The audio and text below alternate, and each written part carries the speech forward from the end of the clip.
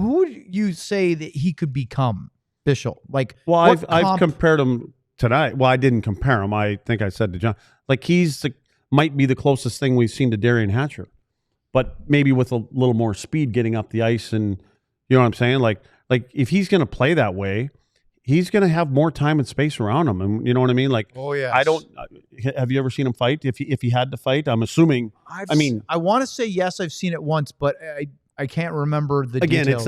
It's not that important in today's game either, though. But when you have that, and you get now. I was telling John, we were sitting up tonight, there are some times where you can see, I don't want to call it clumsiness, but he's a big guy. So it's not going to look, smooth like Harley skating up the ice or Miro. So again, I just think you got to tap the brakes a little bit on putting him on the top pair and all this other kind of stuff, because this is game one and this is a team that he played against tonight that won their first game and 15 or whatever it is, you know what I mean? So they're not that great team. To me, these things kind of, when you put guys with certain guys and say, let's move this guy here and let's put him up here right away. First off, you got to give them some time to settle in.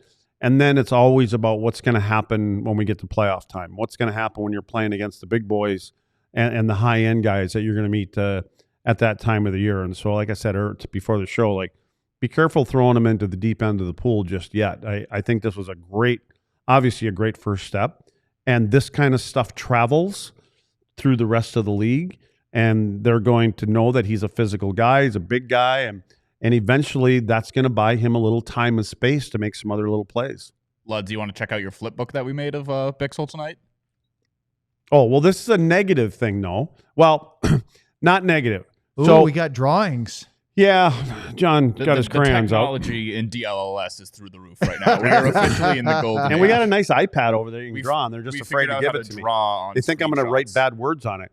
Well, this is one where we give up the middle of the ice. And you can see Bichsel over here if you're watching. Bichsel, the puck is now moved over to the right-hand side of the ice and move it over to the right defensive side of the ice. Bichsel is still by the dot on the left-hand side. He needs to be in the middle of the ice. When that puck is over there, he's way too wide. And what happens is now and this was the goal that was offsides, wasn't it? Yes. He's offside. This was one that was offside. So when you watch the don't player, look at the scoreboard. Yeah, forget that part. That's not but part this of is the positioning stuff he's got to learn. Because by the time he recovers to the middle of the ice, the guy that had the circle is now in a spot. It's a good scoring shot from there. And there's an arrow at that because John actually thought Bish should have saved this. Oh, so I'm just like, he goes, yeah. About Ottinger should have saved this. Don't put that he on said me. Otter should have saved that one. Did I say Ott? I meant you Otter. said Bish. Oh, Bish. Well, Bish would have stopped it if he was. It's a little. Well, what about? I thought you were talking about Ben Bishop. Would he have stopped that? No. You're talking about Bichsel. I know. Bichsel could have stopped that if he. I'm calling him Bichsel. Yes, he's going to be here. Okay. But he needed to be over way earlier. And if he's over there, that play doesn't even happen. But again, that things happen. I said it in the beginning. Things are going to happen a little bit quicker here than they did down in Cedar Park.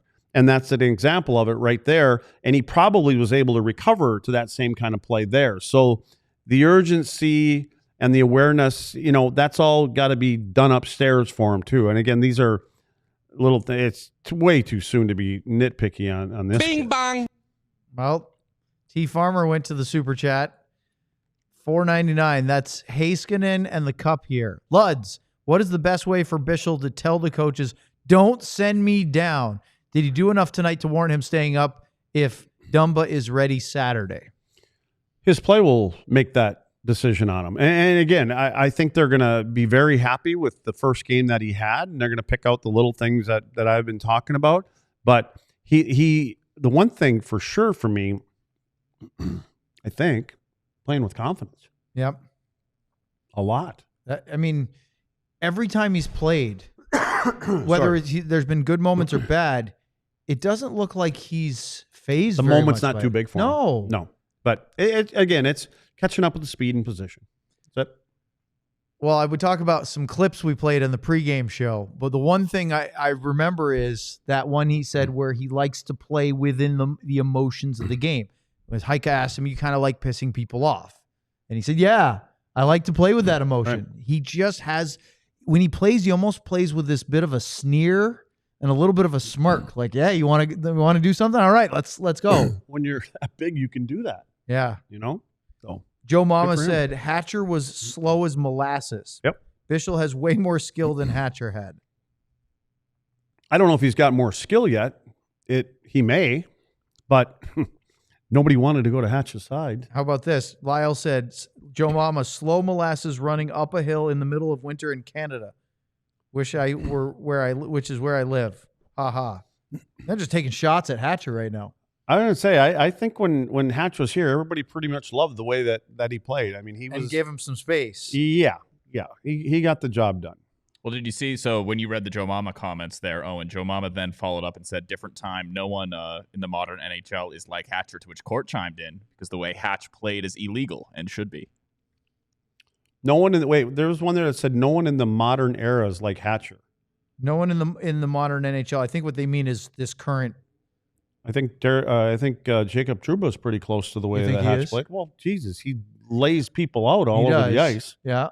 And he can't fight like Hatch. No. But But he does impose his size there. Yeah.